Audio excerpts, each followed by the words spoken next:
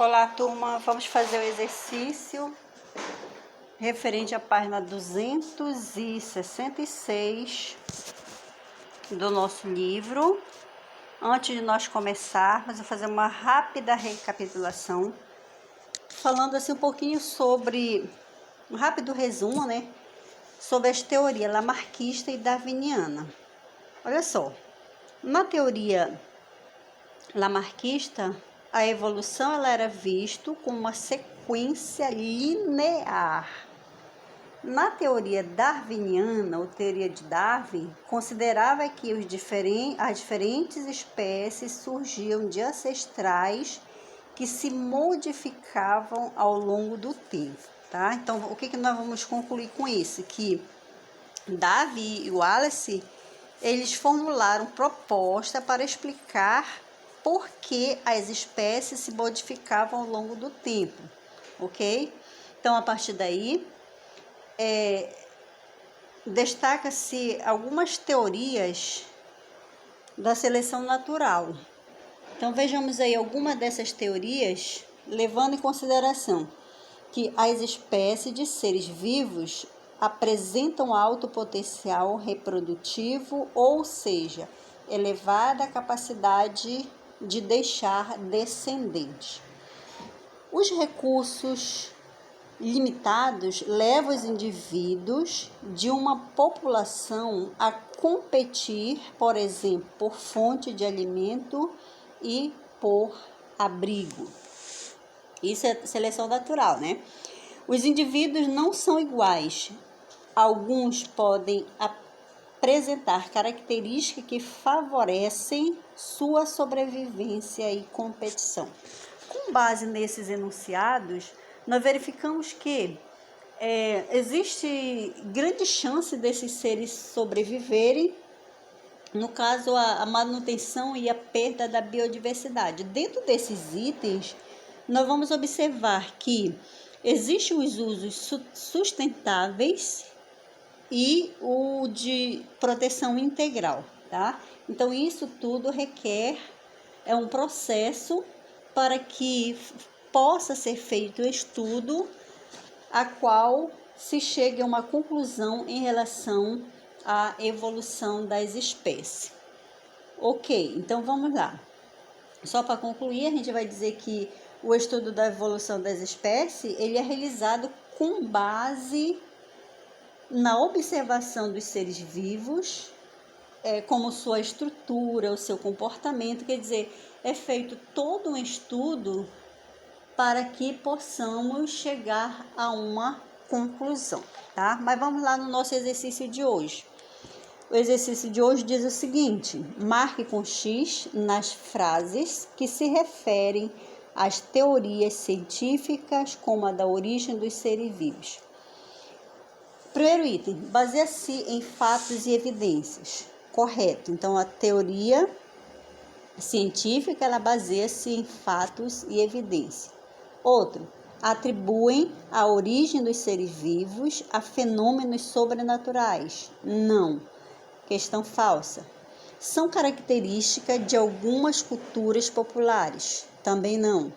Nada a ver com cultura popular, Sempre que possível, são testadas experimentalmente, com certeza. Então, para se chegar a uma conclusão, tem que ser feito esses experimentos. Não requerem fundamento científico ou experimentação. Com certeza, ela requer. Então, diz assim, não requer. Está errada a questão. Ela sempre vai requerer um conhecimento mais profundo, científico, para que chegue a uma conclusão. Podem sofrer mudanças de acordo com novas descobertas e estudos. Verdadeiro. Então, nós temos primeiro item verdadeiro, segundo falso, terceiro falso, quarto verdadeiro, quinto falso e o sexto verdadeiro. Exercício 2. Observe as fotografias a seguir e leia com atenção sua legenda. Aí na fotografia você vai observar a borboleta monarca e a borboleta vice-rei. Vamos lá. Bem ali do lado, você tem uma pequena informação que diz assim: a borboleta vice-rei não apresenta substância química venenosa. No entanto, ela também é evitada pelas aves predadoras por causa de sua semelhança com a borboleta monarca. Verifica que a borboleta monarca ela apresenta uma substância química venenosa, fazendo com que ela seja evitada pelas aves predadoras. Letra A. Para a borboleta vice-rei, qual é a vantagem do fato relatado acima? Gente, nós vamos observar aqui, olha só. Ao evitar a predação pelas aves, a borboleta vice-rei tem mais chance de se reproduzir e deixar descendentes, uma vez que é menos predada em razão de sua semelhança com a borboleta menarca, tá? Então, essa é uma das nossas justificativas para essa questão. Letra B. Marque com X na teoria evolucionista. Só subir um pouquinho aqui. Marque com X na teoria evolucionista estudada neste capítulo que você relaciona as informações apresentadas acima. Então, nós temos seleção natural, lei do uso-desuso, lei dos caracteres adquiridos, heranças e caracteres adquiridos. Então, a teoria evolutiva é a teoria da seleção. Veja bem que quando nós falamos em seleção natural, nós vamos observar que a própria natureza, ela seleciona os mais aptos a esse meio, tá? Letra C, seria para você desembaralhar, tá? Aí as palavras para você descobrir qual é a palavra que nós temos. Então aí você chega à conclusão que a palavra correta é mimetismo, tá?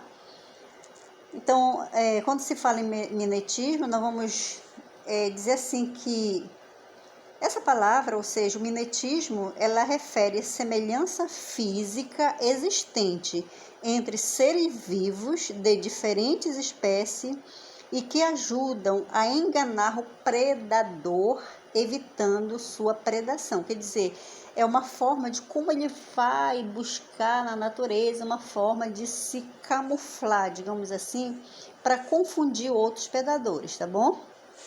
Vamos para a questão de número 3. Na questão de número 3, você vai observar que você tem aí o relato do século XX, né, de um pesquisador que ele estudou uma espécie de mariposa que pode apresentar coloração clara e escura. Então, você vai observando aí, de acordo com o texto, as suas observações, né? E lá embaixo, quase no final do texto, diz assim: nos locais menos poluídos, a mariposa clara ficaria mais camuflada sobre os troncos. Dessa forma, as próximas gerações, a proporção de mariposa escura no ambiente poluído aumentará. E na área menos poluída, haverá a produção de mariposas claras. Letra A. A hipótese de Kettleville estava de acordo com a teoria de...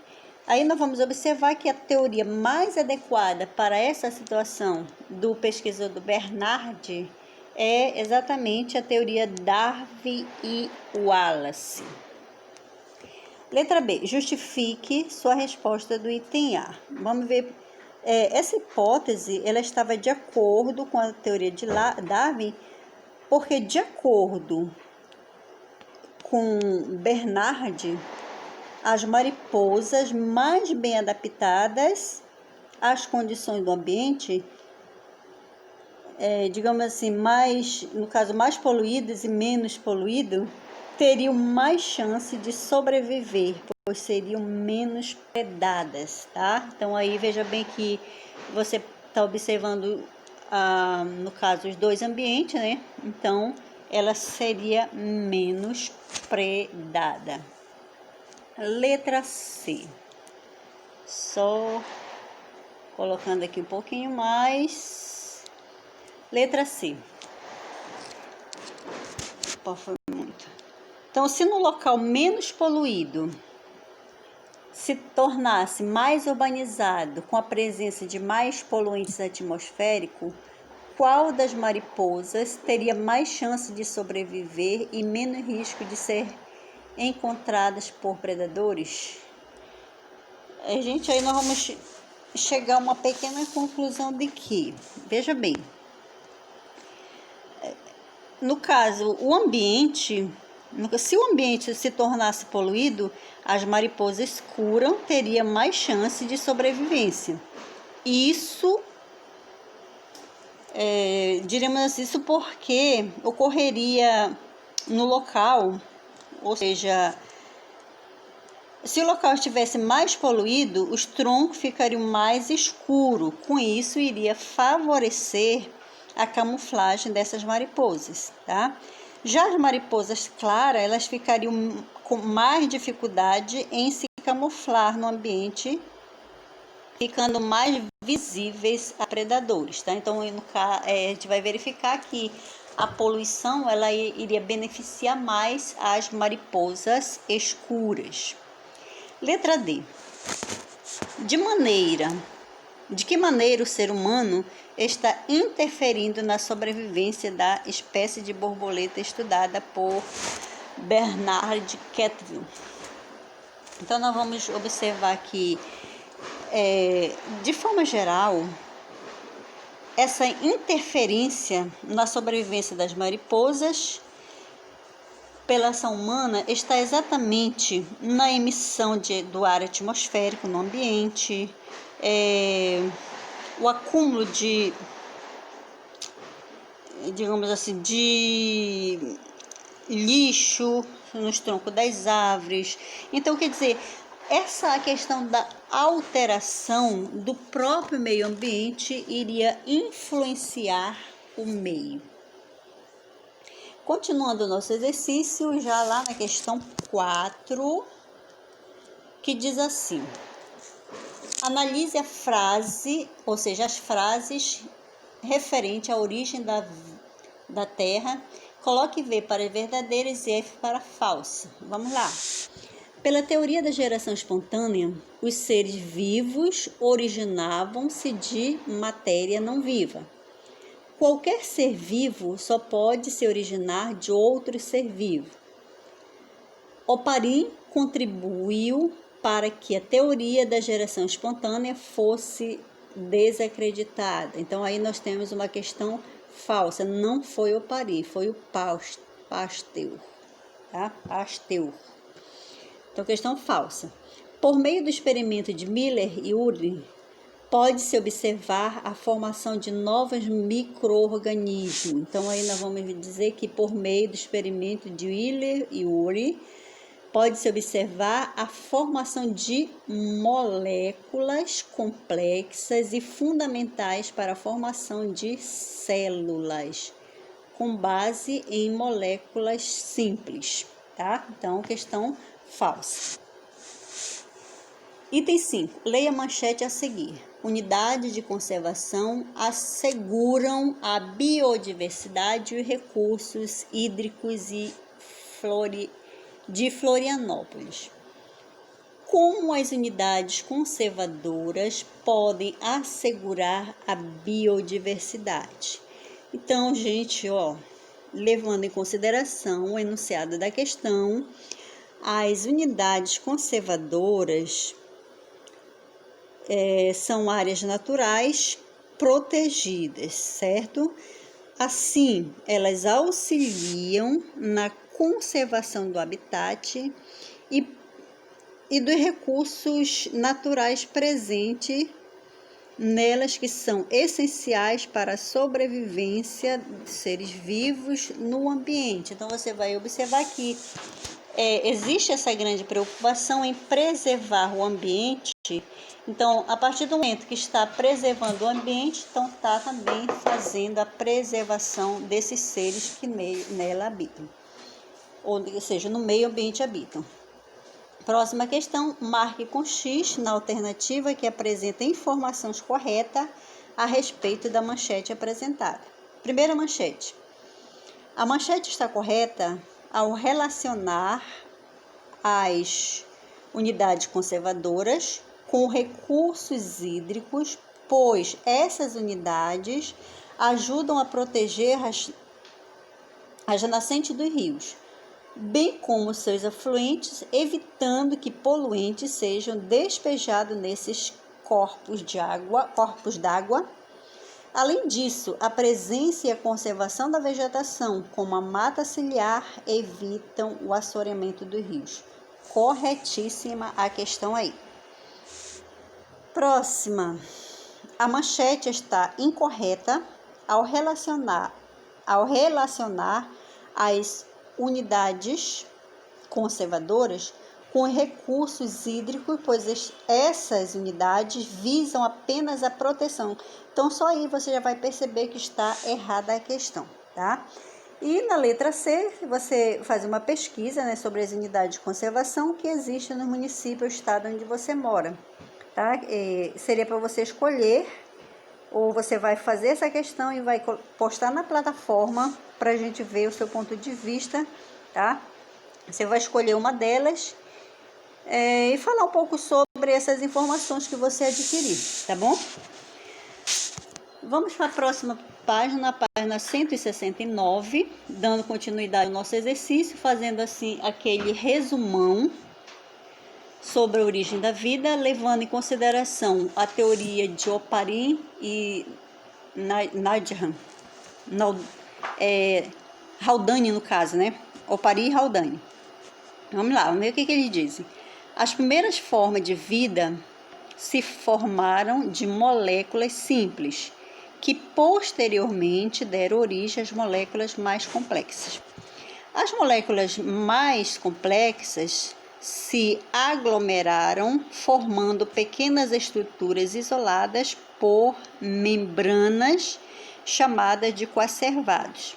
Miller e Urey fizeram um experimento. Recapitulando aí. Miller e Urey fizeram um experimento que contribuiu para apoiar a hipótese de Oparin e Haldane. Ok?